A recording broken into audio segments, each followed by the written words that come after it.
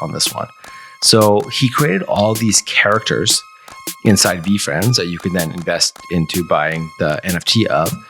And what his plan is to create various brands that these characters carry.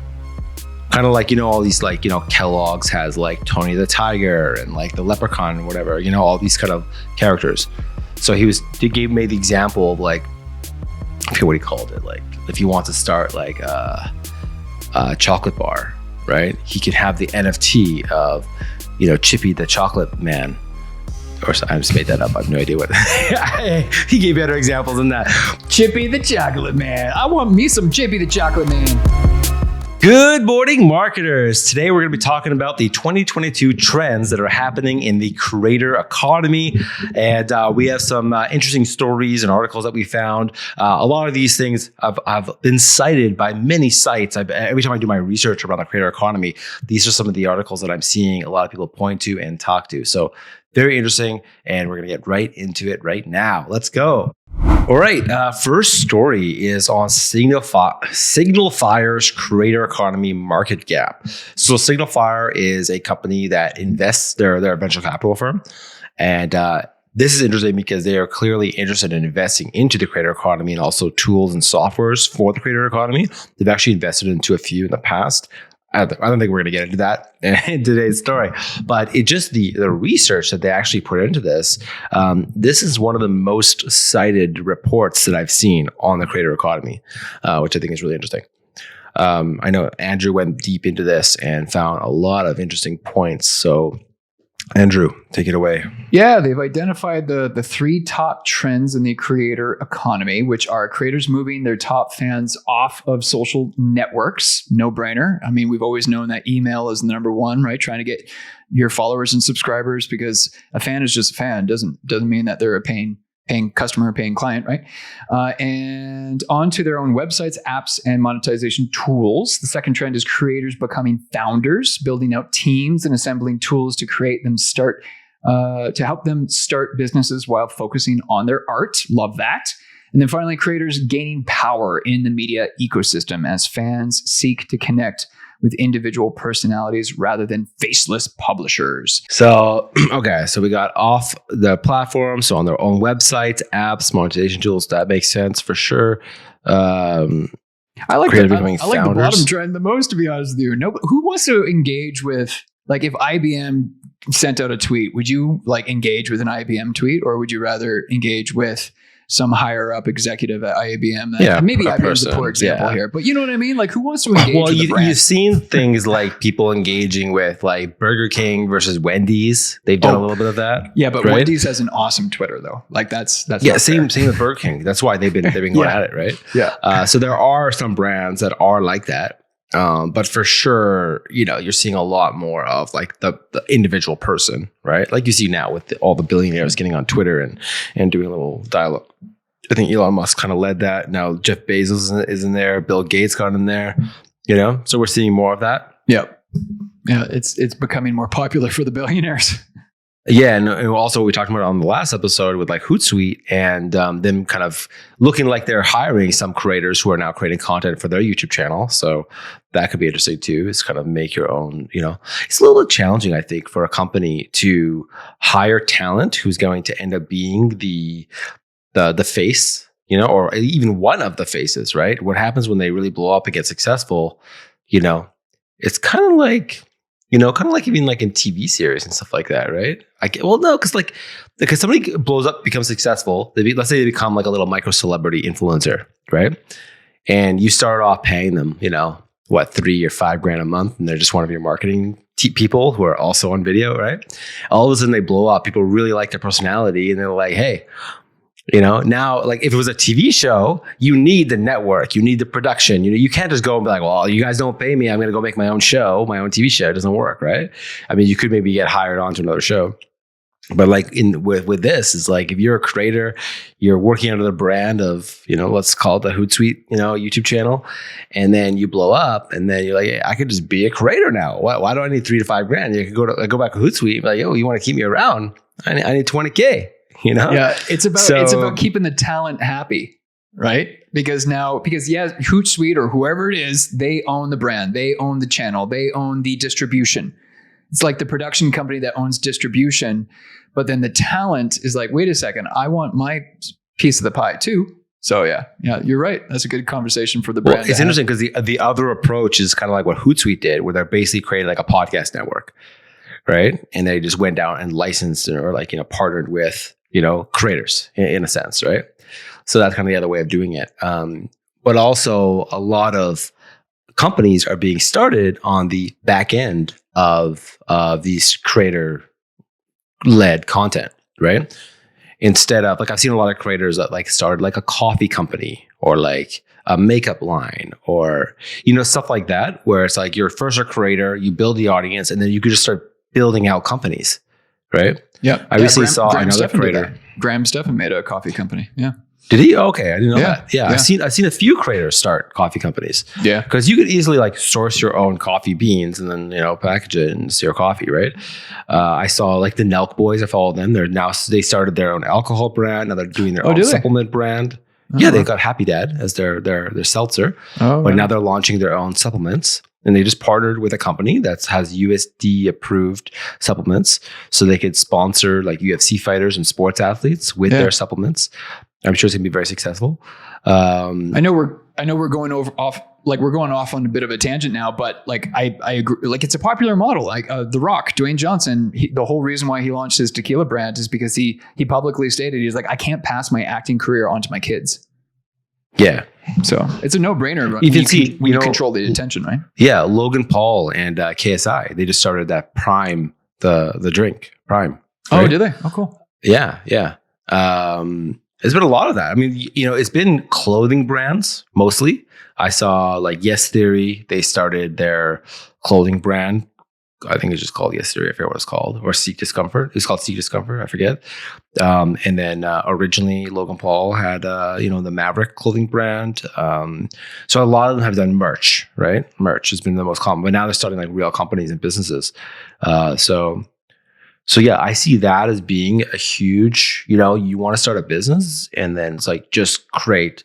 Actually, better example of this, GaryVee and VeeFriends. So VeeFriends had a conference that just happened recently, and I've been seeing a lot more news and media around what VeeFriends is. Do you know about VeeFriends, the story behind this? Not really, no. You hinted at it a couple other times, but yeah. It's really interesting. Like he really thought outside the box on this one.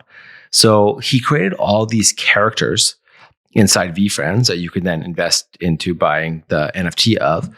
And what his plan is to create various brands that these characters carry. Kind of like, all these like, Kellogg's has like Tony the Tiger and like the Leprechaun and whatever, all these kind of characters. So he made the example of like, I forget what he called it. Like if you want to start like a chocolate bar, right? He could have the NFT of, Chippy the Chocolate Man. Or I just made that up. I have no idea what. He gave better examples than that. Chippy the Chocolate Man. I want me some Chippy the Chocolate Man. Yeah, but then start a whole brand around it. But then what happens is because he has this whole community of people who invested into the NFTs, they're all going to support that business and share about it and buy the product and talk about it. Because if that business becomes successful, they all become successful, right? So that's just another way of becoming an entrepreneur, creating, many businesses and brands. This is another kind of avenue of, and you look at what GaryVee did.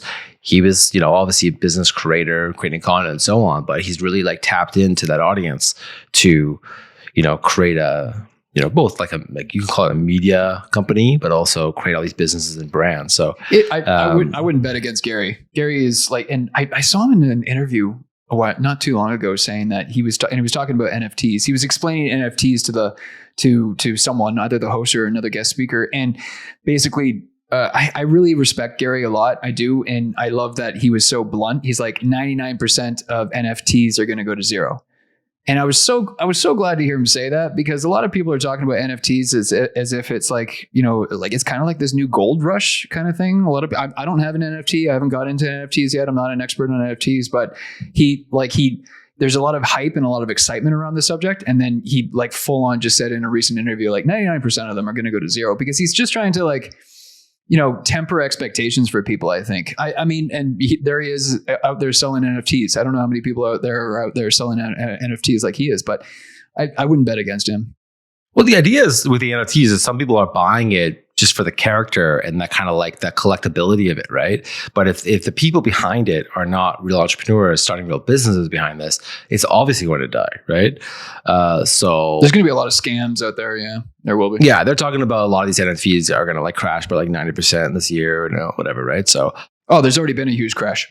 There's already been a huge crash this year. But now with Twitter recently implemented their NFT verification. So now if you have your own NFT, your profile picture changes into like a octagon or whatever shape, which will verify you actually own it, which might help give some more credibility to people who actually invest in these more expensive NFTs. It's kind of like cool. The Ferrari of the web, right?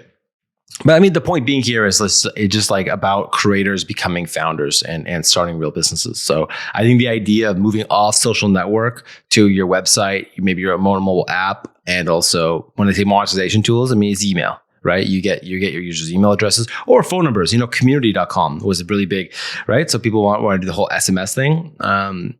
I'm not a huge fan of that one. I don't know. I mean, I think it's good, but I did subscribe to a few of them and they're kind of pointless.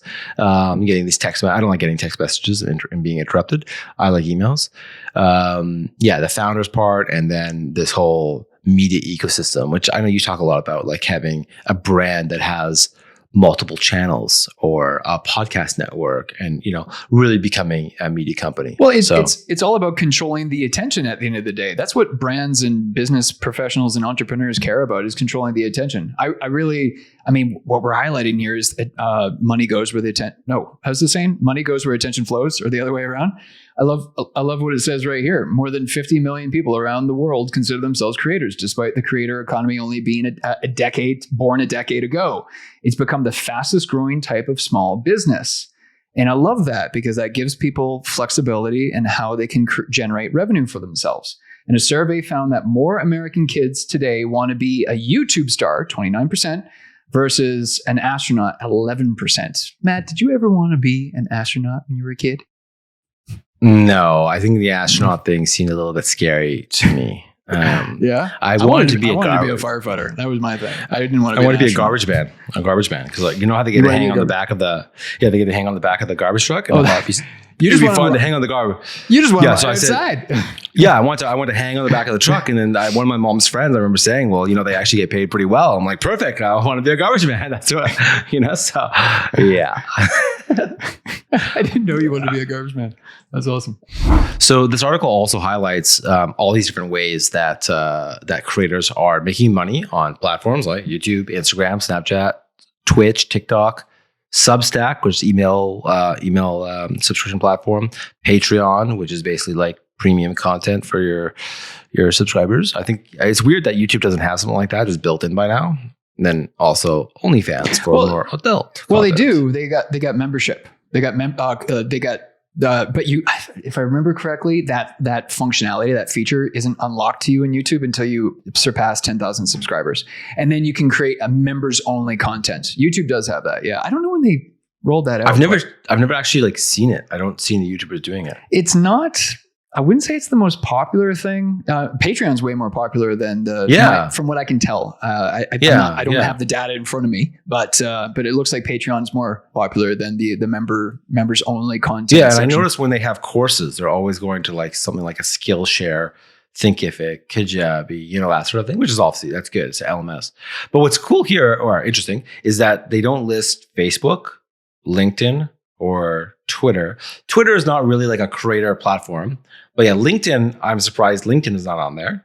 Facebook, I'm not surprised because Facebook it's not they're trying to be a creator platform. I don't know if you know this, but I just got a notification on my Facebook that asked me if I wanted to make my personal profile a creator profile. Really? Oh, I didn't know that. Yeah. And then it gave me a bit more functionality and a different design on my I don't know what triggered it that allowed me that. It just popped up, says, do you want it? And I had noticed I was on Mari Smith's personal profile, and I had noticed she had a creator profile, but I know she's worked with Facebook directly, so I assumed that was why. But so I think that Facebook does want to work with creators. They do want to do these things. They're just doing a terrible job. It's so bad. Anyways, Signal Fire is identifying YouTube, Instagram, Snapchat, Twitch, TikTok, Substack, Patreon, and OnlyFans as where creators are. It says can earn money, but there's more places that. So they got advertising revenues. We all know that one. Sponsored content, pretty straightforward. Product placement, in the film industry is where you just have the product like in the background or whatever, or you're using it, you're drinking it or stuff like that. So I've actually never seen a creator. I've never been aware of a creator doing that. I haven't come across it either, but I'm really looking forward to it. And I remember, you're a Vancouver boy. I used to be in Vancouver, huge film and TV scene. And I always chuckle because I remember when they filmed, I think it was like the 2006 Superman movie. And because I have friends in the industry, and there was like a big kerfuffle because they couldn't put like a can of Coke on Krypton. And the movie is like, it's Krypton. They don't have Coke. I worked in props in the film industry. Oh, did you? For like 2 years. Yeah. When I was like 20 something, like really early on. And so I used to be responsible for putting those products in the scenes or with the actor. Right? But I remember there was a guy he was a creator a long time. He stopped doing content. I won't even mention his name, but he used to be really big on Red Bull and drinking Red Bull. And he actually got me drinking energy drinks. He was not sponsored by them by any means, but he was always like, I'm a Red Bull, like drinking his Red Bull during his videos, right? And I started drinking Red Bulls and whatever, right? Because it did give you energy, but then I learned like how bad energy drinks are for you and all the sugar stuff. So I stopped, but it worked, on me, but he wasn't, again, sponsored by them.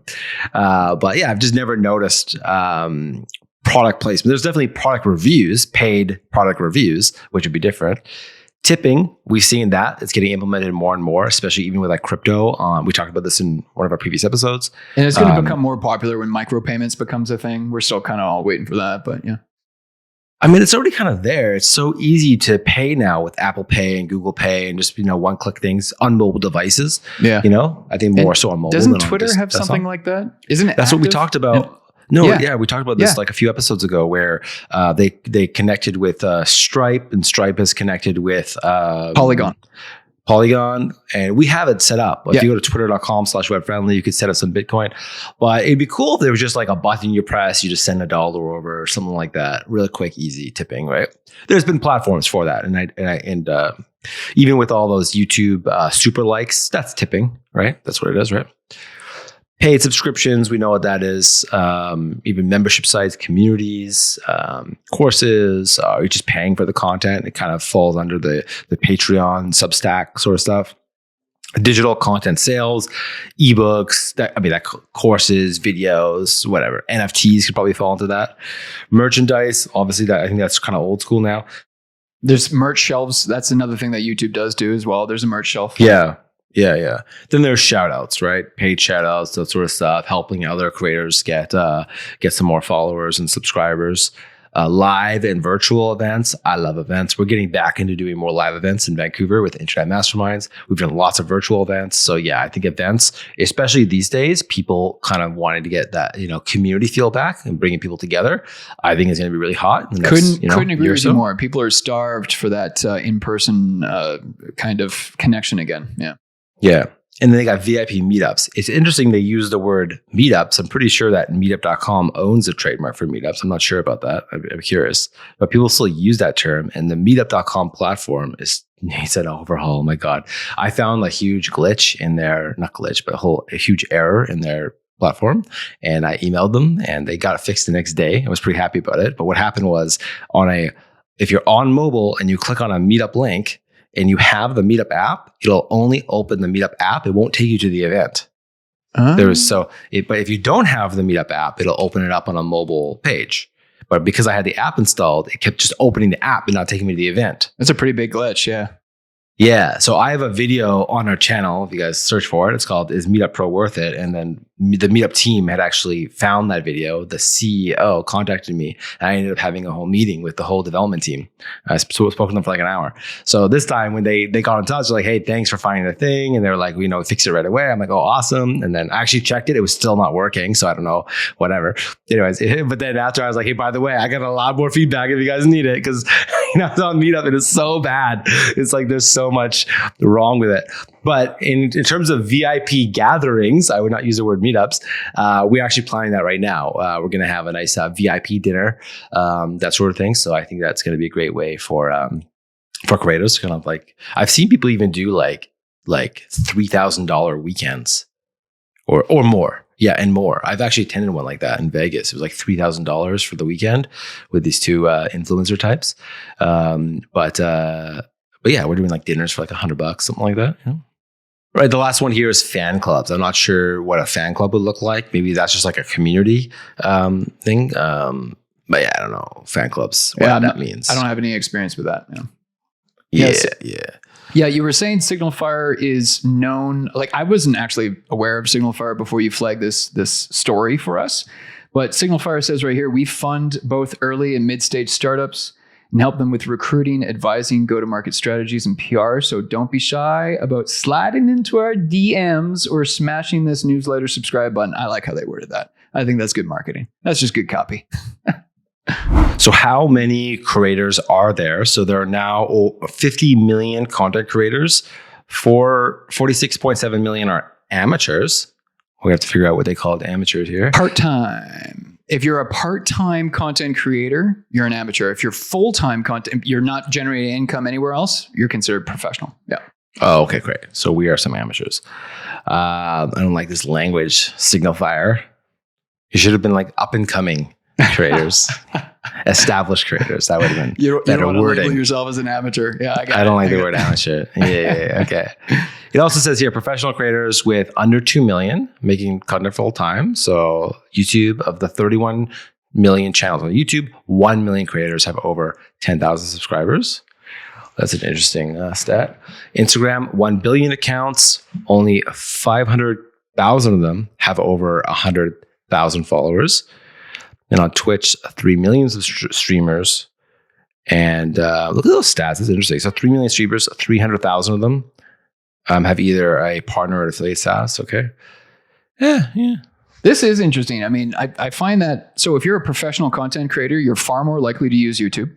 If you're an amateur content creator, you're far more likely to use Instagram. Now, what do you think that means when you transition between going from amateur to professional? Does that mean a sizable amount of these content creators are transitioning away from YouTube or just simply adding YouTube to their portfolio? What do you think that most content creators are doing these days? Sorry, what do you mean by that? So you're saying when you see the breakout, the difference here, YouTube is the far and away the preferred platform for professional content creators, right? Oh, I see what you got. But the amateurs prefer Instagram. So when someone's moving from an amateur content creator and trying to become because you have full-time, 30 million amateur creators, which have between 50 to 100,000 followers on Instagram, versus on YouTube, there's 1 million creators with over 10,000 subscribers. But it's half of the 2 million. You know what I mean? It's a larger percentage of the pie. A larger segment is using YouTube to generate their full-time income, whereas the amateurs are clearly favoring Instagram. Interesting. I don't know. Yeah, I wonder if it's like an age thing as well, where they're used to creating content in that format. It's also easier. There's a lot of creators just posting pictures. They're not like making videos and doing that sort of thing. Which is a wider moat. Yeah, I get that. Yeah. And when Instagram says they have 1 billion users, I bet you there's like not really 1 billion users. You know, like I think like, the whole thing with like Twitter and fudging their numbers on active users and all that. I'm pretty sure that the same could be said for things like Instagram. Yeah, we could probably say that about every platform. Yeah, there's gonna be fake accounts and bots and yeah. Yeah. So And also, I think, especially in the early days, to get to 50,000 followers on Instagram wasn't so difficult. If you had started, 5 years ago, it was a little bit easier. There was a little more hashtags, there was trending pages, and all that kind of stuff. It was like kind of more discoverability, and you should get promoted more in the. Before on Instagram, you'd be able to go and look at everything that your friends like. Yeah. Do you know about that? Yeah. And like there was other like discoverability stuff. And I remember looking at some of my old posts that got like tons more likes and comments because there's a bit more discoverability before in Instagram, whereas now it's a little bit more harder to find stuff. So let's talk about this. Do you think, because obviously Instagram and Facebook they're all part of Meta, do you think Instagram is going to suffer just like Facebook has been suffering over the last couple of years? Because there is no organic growth on those platforms, both of them. But I feel like Facebook is probably ahead and Instagram is kind of apparently Reels are still really popular and really successful and really amazing. I don't believe it. I think they're just putting out those stats. I haven't experimented, but that's what I've been reading. Yeah.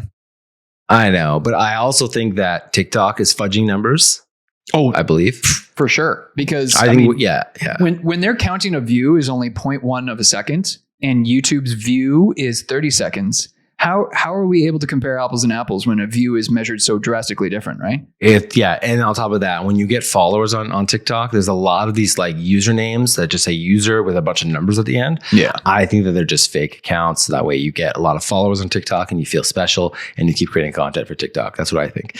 And so I don't believe any of these stats that come out of Instagram and TikTok and stuff. If I know somebody who says, I put up Reels, I put a call to action, send them to my website, I got this many subscribers, I made this much money, then I'll be like, wow, cool, Reels is where it's at. Yeah, like when Instagram stories first started and then they had a swipe up, right? I know people who made some serious money with that, right? Because stories was being featured. People were clicking on the stories and there was like lots of data from marketers saying that was working for them, the swipe up, right?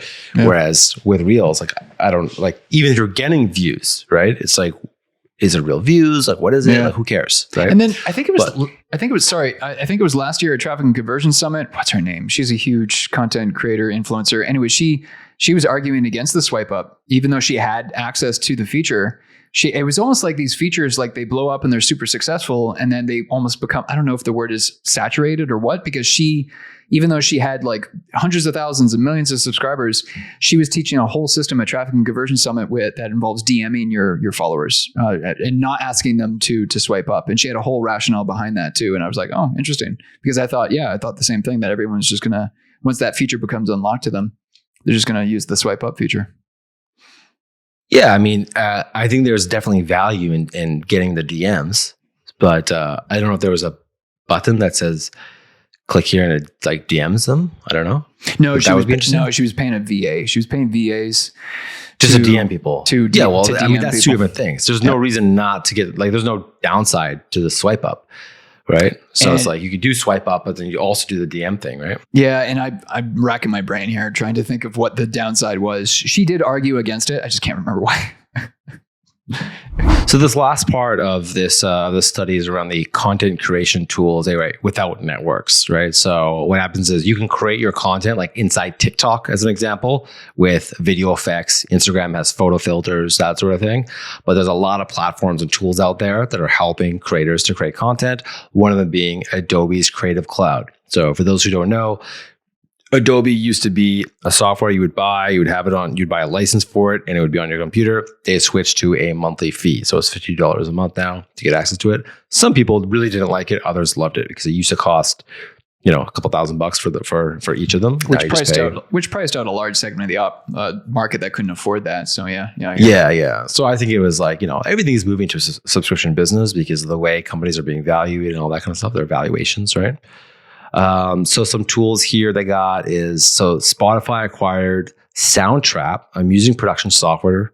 So it could offer ways to make music rather than just distribute it. I didn't know that. That's cool. I'm actually was looking for a way from Marcus to make some music. So I'm gonna look into that one. Yeah. For Instagram creators, might finance a shoot with Karat. That's Karat. I Yeah, guess that is we're gonna something talk about that next. Yeah. Then, you could obviously use Snapchat to record it and so on. In video, I know Pixlr is a great alternative to I like Photoshop. Pixlr. I use it. Yeah, I use Pixlr. It's cool. And then there's Grin, Captive 8, like Captive in the number 8. Help you earn money off platform with Teespring and Cameo. So Teespring is you can make your own merch, your own shirts. Cameo is that people can pay you for a shout out. And they got here, track their analytics with Del Mondo. I actually did not know about Del Mondo, and I'm going to just save that one. I'm curious about that. I've been looking up different analytic tools lately, trying to find good alternatives to Google Analytics. Yeah, for video, Streamlabs Open Broadcast Software. So OBS is really great. Another paid version of OBS is what's it called? I forget what it's called. I actually have it. Wirecast by ScreenFlow's company. I forget what they're called. And I've used Camtasia a lot. I've tried OBS. I don't find it very user friendly. I find it really frustrating. That was the story with OBS, is that people say it's not as user friendly. That's why I got Wirecast. Plus, they have like some support, stuff like that. But honestly, between OBS and Wirecast, they're both not that easy to use. Oh, really? You take some tinkering, but there's a lot of YouTube videos and so on of people helping you with OBS. So if you're looking to do broadcasting, that sort of thing, OBS is pretty cool, right? A lot more tools here around making videos. I've been noticing a ton of products coming out for creating videos, especially like story formats and stuff, doing automatic captions. A lot of stuff coming out in that space. Basically trying to make the creator's job a whole lot easier, to automate, outsource a lot of that tedious kind of stuff. And the AIs are finally getting to that point too, where the sub captions and closed captions are getting better too, for sure. They are, yeah. And I also think that there's a lot of them coming up on AppSumo, where you get daily deals, you pay one time, you get access to it. So I've seen them come up on there a lot.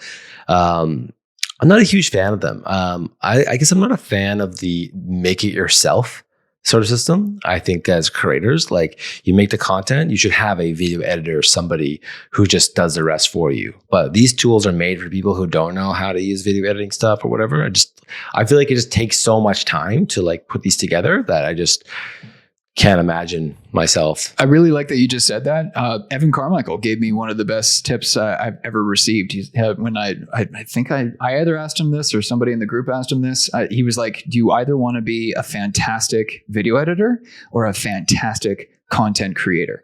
And it was like, boom, mic drop. Like, for the amount of time for you to add the sub captions and edit and make the portrait version for your social media post. Like, geez, in that amount of time, you could have made 5 different videos, but instead you're making one video and then creating all of that content yourself. It's not scalable. It's crazy. It's crazy. That's the thing, is that with all these tools, I never really care about them because it's like, I'm never going to use it. Right. But for somebody who wants to be that person, they learn how to use one of these tools. That's cool. They can make these up. But at the end of the day, there's plenty of people out there that don't want to be on camera. They would rather support the person who's going to be on camera. Yeah. Yeah, of course. Right. Especially, offshore workers, that sort of thing. Right. So, but the thing is that, like, when you get the Adobe suite, I mean, that's basically top tier in terms of being able to do all this stuff. You don't need all these other third-party tools. So that's where it's kind of like, I'm not a huge fan of this marketplace of these kind of tools, because I just don't see myself. I have the Adobe Premiere Cloud for my team, my whole team at the agency. And it's expensive, but it's worth it. It's worth it. It really is worth it, because I have to pay the enterprise fee for it. Right. But you get it's like 40 apps. And again, I'm not the person using the app. So it's Photoshop, it's Adobe Premiere Pro, it's After Effects. But that's the thing, is that if you know how to use that, it's better than all of these kind of, I don't even want to call them self-serve, but they're kind of targeting, I think they're targeting people, the creators that are going to do it themselves. Yeah. I just really advise around not doing it yourself, and just, you can get somebody offshore helping you out and doing this stuff for you. Just should not be doing this yourself. The next thing here is around the photography and graphics.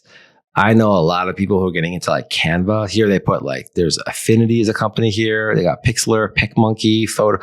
I played with a lot of these tools that help you create your, quote images for Instagram and this and that, I hate them all. I even like Canva, I find Canva super annoying. If you, with Canva, if you have any sort of premium asset inside there, like we had like an icon inside of one of our ebooks. It was like one icon in the whole ebook. And every time we wanted to go in and edit something in the ebook and then re-download it, we had to pay for that icon every time we downloaded it. Oh, really? Again. Oh, I didn't know that. Yeah. Okay. I mean, I don't know, maybe we did something wrong. I don't know. I just got so annoyed that every time we made one edit, it was like $1. It was like not, it wasn't like a big deal. We did it, but it was just annoying because I don't know. It was just like, I could have just got the icon somewhere else for free and just, it's friction. It's like it's whatever. Friction. Yeah.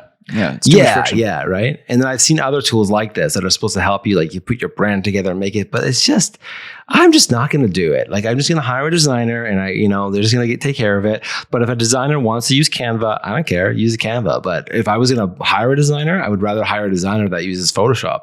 Why would I hire someone who's using Canva if it's the same price, same investment? They got here motion photos, music.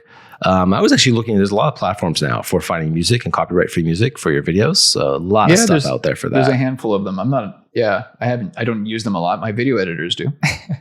Yeah. Here they're talking about platforms for actually making music. So they're talking about GarageBand. I cannot figure out how to use GarageBand. There's another one called FL Studio I didn't know about. Ableton Live. I was actually looking into this because Marcus is getting into wanting to make music and I was trying to figure out something easy for him to use. So I'm going to maybe dive into this more later. For podcasts, this is a hot space as the podcasting format has become more popular in recent years. One of Signalfire's portfolio companies, Red Circle, helps podcasters reach new audiences and monetize their content by connecting them with brands for advertising opportunities. I wonder if that does dynamic ad insertion. I think that's what this is. That's the big feature that you were looking for, yeah. Yeah. So when I was looking for a platform for podcasting, I wanted a dynamic ad insertion. So I remember Podbean has that. They list them here, and Megaphone and Buzzsprout. Yeah. So that's what it is, because these are all the places that have that. So what that is that you could insert audio into any place of your podcast retroactively and change it up. Right. So I was actually looking at platforms that would allow you to connect to any podcast host and automatically, put, so that way, if your podcast host doesn't offer the feature of dynamic ad insertion, that you could just connect it to some third-party thing and do it. Okay. I'm not sure. Maybe that's what Red Circle does. I don't even know. I know things like Megaphone, you had to have like 10,000 downloads a month in order to even be a customer of Megaphone. It's something like that. They could have changed it by now. Well, you're basically speaking to one of the major, most... one of the most biggest complaints about the different podcasting platforms as a whole. I don't know why all of these podcasting apps didn't learn from YouTube years ago. Like you can go into any YouTube video and have the ads automatically added. You can manually put them in. You can take them out. And there's all the amazing metrics and analytics. Wait a minute. No. You cannot make your own ad in the YouTube video though. No, I'm talking about the ads. I'm talking about the ads that YouTube provides. Yeah, no, but dynamic ad insertion, it means that like we can record our own ads and put them into the podcast that we recorded last month. Well, no, you can do that on Facebook. Or you can do that on YouTube. You can. I can make my own ad and then I can tell YouTube to only put it on my videos. Right. But then you're still paying YouTube for those clicks. Oh yeah. Well, you're split. This is different. You're paying YouTube and yourself. I know. Like so. Because there's that 55-45 split. Yeah. Yeah, but that's totally different. I mean, it's just not the same. I got you. What I think what I haven't figured out why no one's done this yet is when you're on YouTube and the comments under the video are very valuable. Why is there no podcasting platform where you can comment on the episodes? Yeah, I don't get that. Like when Spotify was investing like $100 million for Joe Rogan's podcast, and they're like investing in I'm like, why don't you just add comments to podcasts? Like that was like the one thing. $100 million. I would switch. I would switch to any platform if they put comments on their podcast, because I always want to know what other people think about what the episode was. I want to hear their opinions. And it's not just comments; it's the metrics and the analytics. It's way richer information that you're getting from the YouTube platform than any of the podcast platforms. They need to catch up. If Spotify did that, it's going to become a social network around audio. Yeah. And if they start adding video to podcasts, now you got audio and video, and then you got music videos, and then you got like. And I've been saying this for years. I don't know what's causing the delay. I don't know if there's a technical problem. I'm not a developer. I don't know if there's a technical problem that's preventing this. I doubt it. If a video platform can do it, why can't an audio platform do these things? I don't Doesn't know. make sense. I've really wondered about that. I really wondered about that for a long time, why they don't do it. So content creators are saying, show me the money. Matt, I didn't know this was a problem, man. I didn't know this was a problem until we were reviewing that Signal Fire article here. There is a card. There is a card that's from financial institutions called Karat. So you go to trykarat.com and it's that's Karat with a K. Karat with a K. And they're saying here, the card for creators. That's what they're being branded as. They're branding themselves as. Karat provides customized financing, rewards, and support for creators so you can save more money as you grow. So I didn't know this was a problem. I scroll down. I see the man, the myth, the legend, Graham Stephan here on the page. He says, when we launched our own coffee line, Bankroll Coffee, Karat stepped up to provide the credit limits needed to run our business. When other vendors were slow in processing our payments, Karat gets it. I'm like, okay, that makes sense. And then I kept going. This Alexandra Botez, Karat is the best card for creators. They gave me top-notch business card when other banks had rejected me twice. I didn't realize that banks were not looking at content creators seriously. They don't bother to, I guess, traditional financial institutions are not looking at someone's subscribers, someone's followers, and deeming that as a valuable business, a valuable small business. You know what's funny? I remember people talking about this many years ago about how in the future your credit will be based on your social media following. I remember hearing that a long time ago. Well, did you ever watch Black Mirror? Did you ever watch that show, Black Mirror? Yeah, I have. I never saw the episode on this. There's a whole episode around this. Like no way. Like when you're out in the stores and you're buying stuff and they're looking at your social media following and you get a discount but you don't. And yeah, it was a pretty trippy episode. And then I like Nas Daly's quote here. So he says, with over $3 million in revenue per year and 20 employees, the bank still doesn't trust me with a credit card. Karat gets it. Banks don't. That's a great quote. Okay. Go down to their pricing. Okay. So I'm just curious here. How are they making money? It says here, no annual fee, no interest, no foreign transaction fees, and you get employee cards, you get everything. 3 custom categories for uncapped cashback. Okay. Then you get $500 on 5K purchases, 5% on all categories up to the first 3 weeks. So spend a lot of money in the first 3 weeks. You're going to get 5% cash back. And then Times Square billboard for VIPs? What? Yeah, that came out of the left field. Yeah, yeah. They must have just bought some like advertising space on Times Square. But like, yeah, what is? Oh, I see. So they sponsored ARAC's video here, surviving $100,000 and $100,000. So that was a Karat thing. I have heard the word Karat card. I never really looked into it though. So it looks like they sponsored. If you scroll all the way down to the bottom, the FAQ, it says, how does Karat make money? We make money from intercharge fees, which are paid to us by merchants. They are relying on the stores, the merchants, the businesses. Oh, yeah. Interesting. You know how there's a lot of those, buy now, pay later platforms, right? I think that's what they're doing as well. They're just capturing the market so that way they could later, once they, get the market, they'll start charging people more, right? That's pretty interesting. It looks like, so I think they're built how was it started? Look at this. How stable is Karat? So it's a Y Combinator company backed by Signal Fire, we talked about. It says their investors include the co-founder of Twitch, co-founder of YouTube, co-founder of Twitter, Bizstone, the CEO and CAA of Wealthfront, I don't know, Wealthfront, and TikTok, and they create a lot of investments. So Graham Stephan, Sam Colder, I don't know these people, Nas Daly, and so on, right? I don't know some of these people now. Yeah, I don't know some of them. Yeah, and then this is clearly a much bigger problem than we realized. Like, yeah, and it's. I mean, I'm happy to see that a financial institution realized. Listen, we have a huge audience here that's underserved.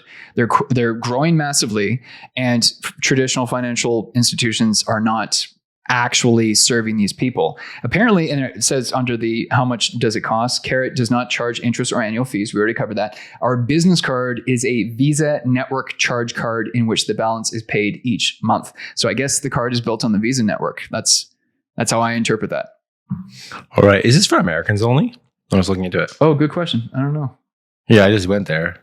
Oh, did you? Is it asking for like a phone number and has a little US flag on it? Yeah. But if you scroll up, when you click the flag, if I scroll up, like I'm not in Canada, so it's not going to, it allowed me to switch to Canada. Yeah, it's interesting how this whole idea of like lending and so on has become such a, like, I saw there's now companies, a little bit off topic right now, but we'll just end it on after this.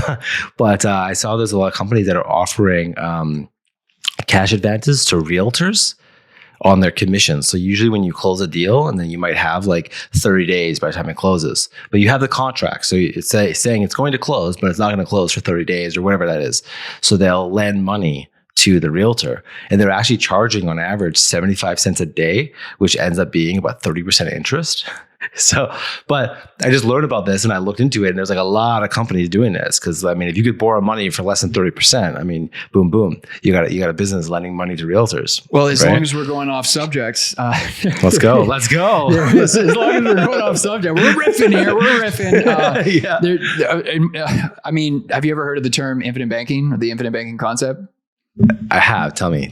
Yeah. So I've been doing it for 5 years. I don't know if you know this. I've been doing this for 5 years. And so I'm my own banker now because I've been doing this for so long. I've built up enough cash value. Dude, when I launched my company in January, I didn't have to take out a loan from anybody. I took a loan from myself. I was able to finance the entire company by myself because I'm my own banker.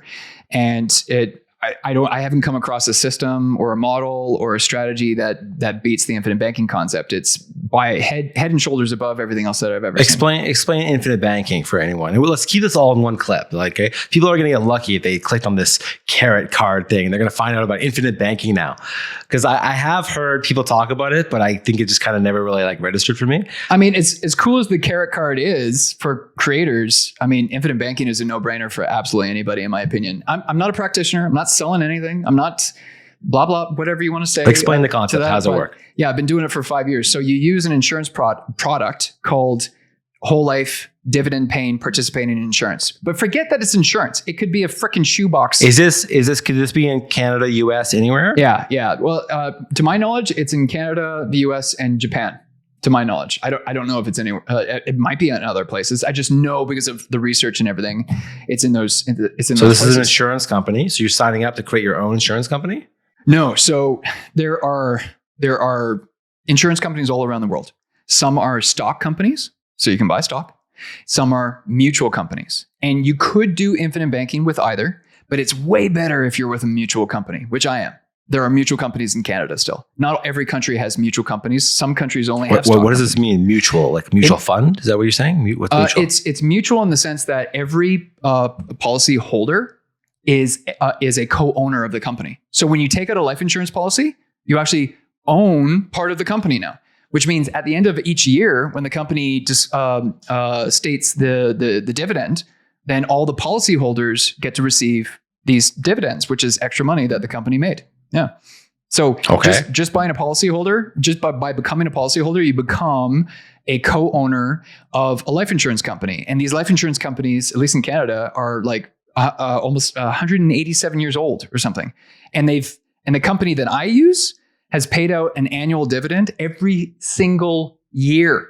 It doesn't matter if there was a world war. It didn't matter if there was COVID. It didn't matter if how do they make money? Like what does it cost you to set this up? So we're talking about companies that have billions upon billions upon billions of dollars. So they have access to certain investments that traditional people and financial institutions do not, and they're always the safest possible investments you can possibly imagine. I'm not a practitioner, so I've never gone deep down that rabbit hole. I just know that this works, and it's worked every single year in Canada in 187 years. I see. So you're keeping your money in your insurance policy, which they can now, just like how banks make money. You keep your money in the bank, they use your money to do things, right? So that's what they're doing. And by the way, when it's funny that you say the banks, because traditional banks, it's very much, I know we're going so down another road. Oh, let's go. I'm liking this right now. But banks have what's called BOLI, BOLI, bank owned life insurance. So banks all around the world, they use this life insurance product in order to protect their own assets and to grow their own wealth. But they never tell us to do this, because when you're using the infinite banking concept properly designed, the life insurance agent actually reduces, when it's properly designed, they're actually reducing their commissions, which is like this weirdest, which is why this strategy is not widely known, because most financial advisors don't promote it because they know their commissions will drop. So, yeah. I mean, the advisor still gets compensated, but the advisor is always compensated by the insurance company, not by the policyholder, which means, so my financial advisor that I've had for 5 years, and I'm biased when I say this, but he's been doing it in Canada longer than almost anyone else. Him and like 2 other guys brought it to Canada back in like 2008. So I know I got one of like the forefathers, if I can call him that. And he still gets compensated by the insurance company. All of his team members get compensated, but it's not as high as if they were to sell me just like a regular whole life insurance policy that wasn't designed for this. So now I get to borrow against the cash value in my policies. My cash value has to equal the death benefit by the time I turn 100. So I'm betting that I'm getting older every single day, which is why my wealth grows every single day like clockwork. Doesn't matter what the stock market's doing. Doesn't matter what the crypto market is doing. Doesn't matter what the real estate market is doing. The economy can expand or contract. Taxes can go up. Taxes can stay the same. Anything can happen in the marketplace, but my wealth gets better every single day, grows every single day by contract, because there's a contract that I signed with the life company stating that the cash value will equal the death benefit by the time I turn age 100. So as long as I wake up every day, I'm wealthier. What if you die? What do you mean? Then the death benefit will pay off any outstanding loans that I haven't paid back because now I'm dead. And then the balance goes to my beneficiaries. So it's still a win-win. It's still a win scenario for. Does your money go always into your insurance policy and then you borrow out of your insurance policy? So I pay an annual premium. You could do monthly. If you can't afford an annual premium, but you get a better deal if you pay annually. So I always pay annually. So you pay an annual premium, and every time you pay an annual premium, your cash value goes up by a percentage. I can't tell you how much it goes up by, because every year the policy gets more efficient. So in the early years, it's not as efficient. In the later years, it's way more efficient. It ends up growing like a hockey stick, right? In the early years, it's not so nothing to write home about. But after usually it's around 7 years. Then the annual dividends are more than what you're paying in the annual premium. So you end up making money hand over fist at that point. Yeah, yeah, it's a pretty cool system. So I mean, I like what Karat's doing, but if it were me, if I was a content creator, I would just use my own banking system. I wouldn't bother with any, because I know they're not charging me; they're charging the merchants. So I could still get this card, but oh man, infinite banking sounds very interesting, and this is not really into the creator stuff, but very interesting for creators to know about. I guess, general idea here is you put your money into a life insurance policy, and then you can borrow against it. So I've heard a lot of people talk about this in the past. I went to a seminar thing about it before, and they talked a bit about it. And so yeah, I think that's really cool. So people are going to be in for a treat when they watch our video here about Karat Card and learn about infinite banking. Yeah. Yeah. Well, we're all about adding value here, and good morning, marketers. 4 stages in the evolution of the creator economy. Industry report here. What did you find, Andrew? So I thought the chart, I just scrolled down, and it shows us the evolution of the creator economy. They broke it down into different generations for us here. We got first generation, second generation, third generation, fourth generation currently unfolding. And they're actually giving us a breakdown here of the creator payout in billions of dollars as well. I think it's pretty funny that they're isolating the first generation as Facebook and YouTube. I mean, yeah, they're the old boys on the block, I guess. Second generation is TikTok, Snapchat, Instagram, Twitter, Pinterest. Third generation, Teachable, Substack, Moj. I haven't used Moj. OnlyFans, Patreons, Gumroad, ShareChat. You can see a trend here, right? Because in generation 1, it was all about broadcast. Right. And there wasn't a lot of flexibility to do anything. Generation 2, now we're actually getting into more the user-generated content, Gen 2, right? Generation 3 is now monetization. Let's create additional streams of income for everybody so that we all become more resilient and more in control of our finances at the end of the day. 4th generation, empowering creators to operate as businesses. We were just talking about this recently. A lot more tools, a lot more softwares becoming available for content creators to hopefully speed up their process, outsource, and automate a lot of the processes. It says here, going beyond content and entertainment with learning courses and ed tech, education technology, merch, gaming, etc. The creator economy is just up to a lot of amazing stuff. And I don't know where we're going to be, but I think I know from speaking from my own personal experience, I'm looking forward to like some more advanced stuff like VR and AR. And I think we're just around the corner from actually exploring some of those more leading edge technologies too. Yeah, it's interesting to hear they're talking about the creator economy becoming a $100 billion industry. That's what got me into wanting to tap into the creator economy, because I see it kind of overtaking this advertising industry. Right now, all these social networks are all about making money from ads. And I think that's the shift that's going to change, is that they're going to create more products that people will pay, the consumer will pay for. I think that's going to be a big part. I think they're going to do a lot more, call it partnerships with users. As an example, Facebook Marketplace becoming kind of like an eBay, as an example, where like the payment, the transaction happens on the platform. Twitter Blue, and people paying for a premium account, stuff like that. So I do think that advertising is going to simmer down over the next decade. I think that a lot of people don't like their data being sold or being used to sell ads and so on. So that's where I see, these platforms are going to be changing their models and changing the way they work with these creators, because creators are the new entertainers, like the new, before we used to watch TV and, these actors putting on shows, whatever, more of, I think our generation and below, the 12-year-olds to maybe the 40-year-olds are consuming Gen more Zers, and more of the content. Gen Zers, yeah. Yeah. we're consuming our content on the internet, on YouTube, on Facebook, on these platforms versus TV. I haven't had cable TV for honestly, 20 years, maybe 20 years. I mean, something like that. I'm not that long, possibly, but probably 15 years for me. Yeah. I'm all about the screen. Yeah. Streaming Something like that. I I stopped watching cable TV so long ago. So, yeah. So check this out. I think that's I really like the examples here because it just really paints us a good picture. The second generation, the example they give us here is today an Instagram creator with a following of 100,000 can earn about $200 per post. Okay. Nothing to write home about, but still $200 a post, pretty damn good, especially if you're posting a lot. And then the third generation, speaking to what you were just highlighting there, Matt, at the very bottom of the third generation comment, I really like this, a customer relationship management tool, which can help boost not just influencer reach, but also earning potential, is waiting to be created. Because we talk about these CRMs and everything, but there isn't not really a good CRM tool that's actually targeted to support the creator, just brands and companies, right? I don't know if there's do you know of a CRM that's actually marketing to creators? No. Yeah, you're right. I haven't come across many that are doing that. Yeah. Yeah. Well, I think it looks like HubSpot's starting to target the creators. So maybe with their HubSpot. podcast. You're talking about their podcast. Sorry. You know what's funny? Oh, I just realized something. Oh, that's so funny.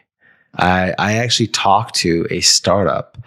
I don't know if I should say their name or not, but they are actually building that. As a matter of fact, that's basically what it is. Yeah, actually, I think I could say it. It's called Mink. Mink. Mink. Mink.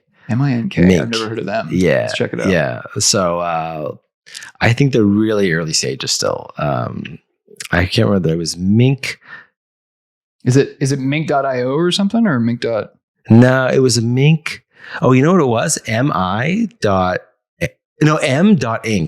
M.Inc. That was what it was. M.Inc. Yeah. So basically, that's what he's doing. Okay, let's create together. Sign up for early access. So they're still in development. Okay. Yeah. So actually, I met with this founder, but that was his vision for this, was basically a CRM for creators.